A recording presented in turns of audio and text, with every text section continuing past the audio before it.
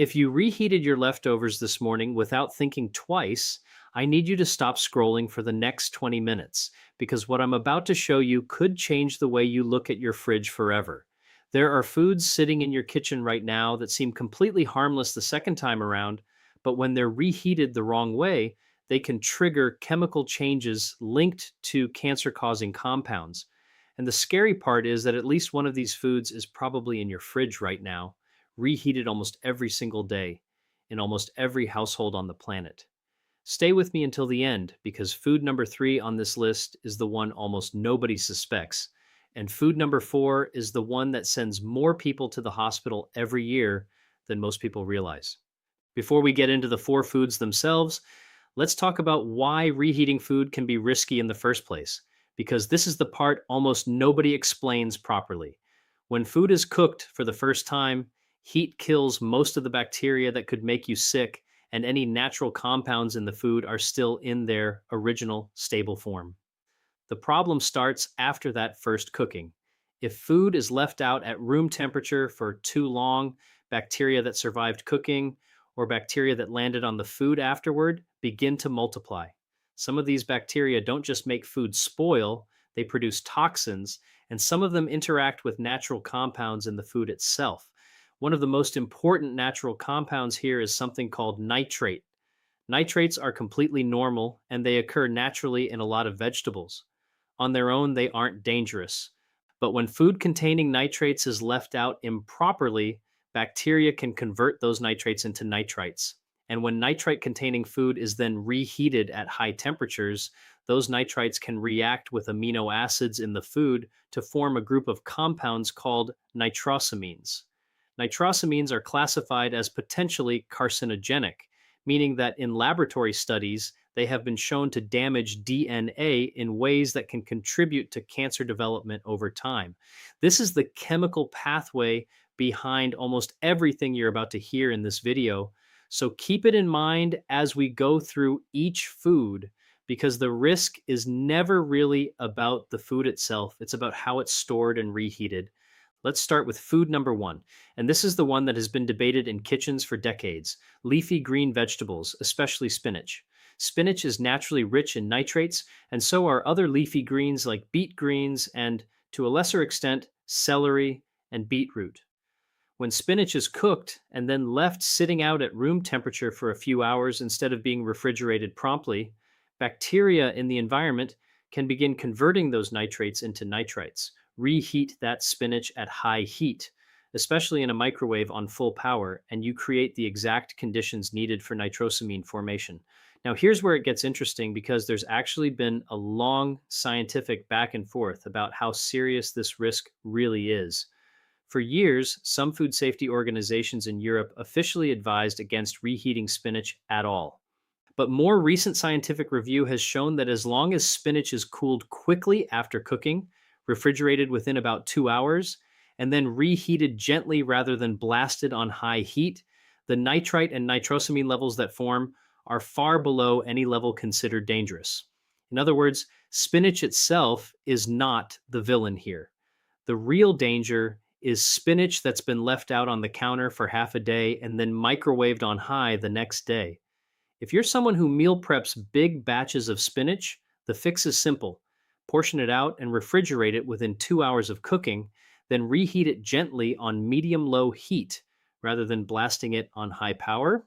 Food number 2 is one that most people don't even think of as a food in the traditional sense, but it might be the most commonly reheated item in every kitchen: cooking oil. Specifically, oil that's been used for frying and then reused multiple times. Here's what happens chemically. Fresh cooking oil, especially oils high in polyunsaturated fats, is relatively stable the first time it's heated.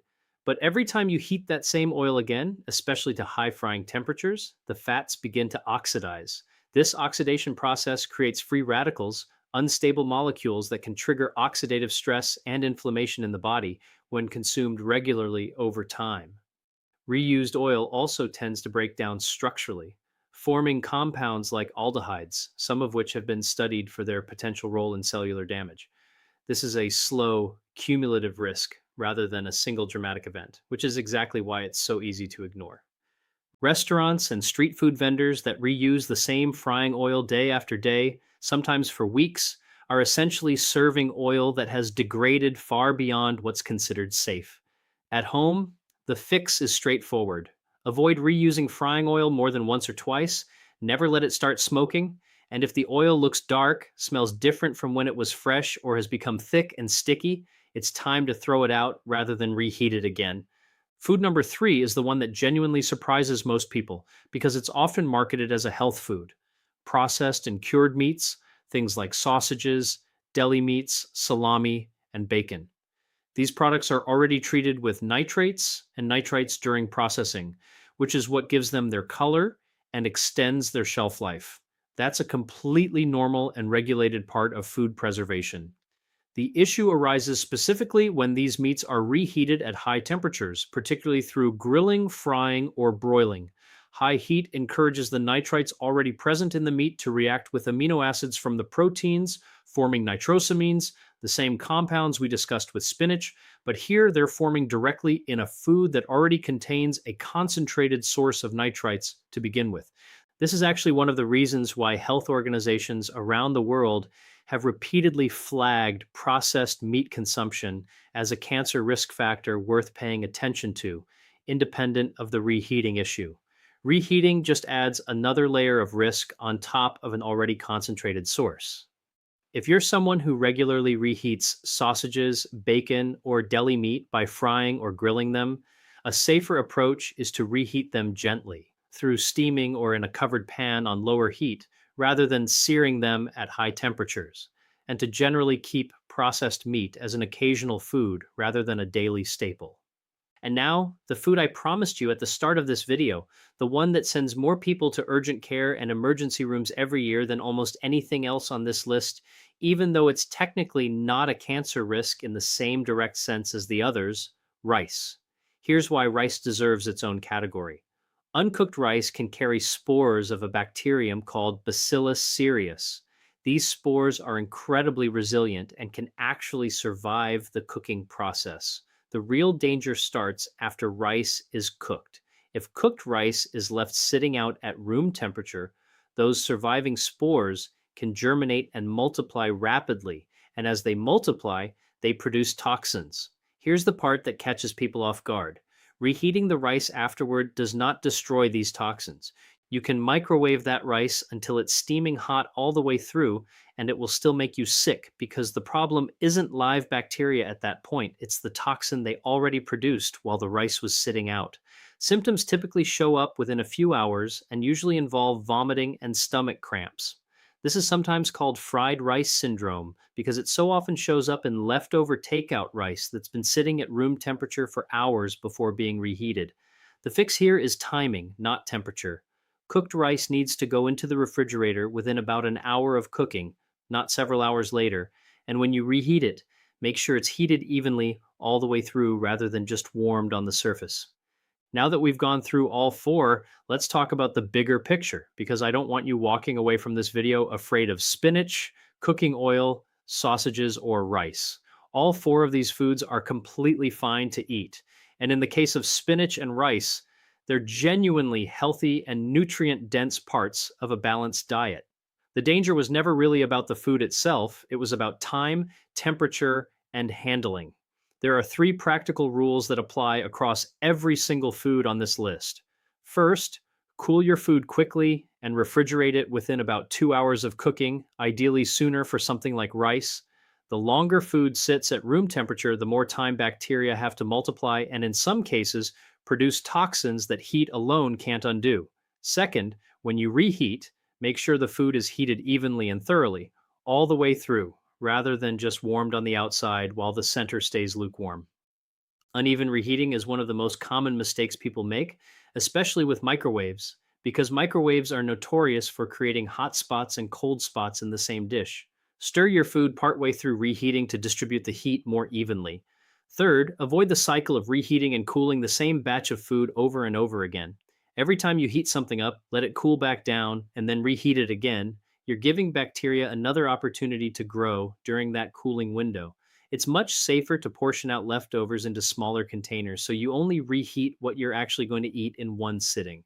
It's also worth addressing something directly because a lot of viral videos on this exact topic tend to exaggerate the risk in ways that aren't fully supported by the science. Nitrosamine formation from properly stored and gently reheated spinach, for example, is extremely low, far below levels that would be considered a meaningful cancer risk on their own. The real world danger comes from a combination of poor storage, extended time at room temperature, and high heat reheating all happening together. Food scientists and researchers who study the relationship between diet and disease consistently emphasize that overall dietary patterns and food safety practices like proper cooling and storage matter far more than any single reheated meal. In other words, one microwave plate of spinach is not going to give you cancer, but consistently poor food storage habits, combined with a diet high in processed and charred foods over years and years, is the kind of cumulative pattern that actually matters for long term health. So here's what I want you to actually take away and use starting today. Get in the habit of setting a timer or just building a mental habit around the 2 hour rule. Get hot food into the fridge before it sits out too long. When you're portioning leftovers, use smaller containers so food cools faster and so you're not reheating more than you need at once. When you reheat in the microwave, stir halfway through and check that the center is actually hot, not just the edges. And if you're someone who fries regularly, get into the habit of checking your oil before reusing it. And don't be afraid to toss it sooner rather than later if it looks or smells off. None of this requires you to give up rice, spinach, sausages, or cooking with oil. It just requires a few small adjustments to how you store and reheat them, and those small adjustments genuinely make a measurable difference over time. If this video actually taught you something you didn't know, do me a favor and share it with whoever does most of the cooking in your house, because these are exactly the kinds of small habits that protect an entire family without anyone having to change what they eat. Hit subscribe if you want more videos like this one, breaking down the real science behind the food safety claims you see everywhere online, separating what's genuinely worth worrying about from what's just internet exaggeration.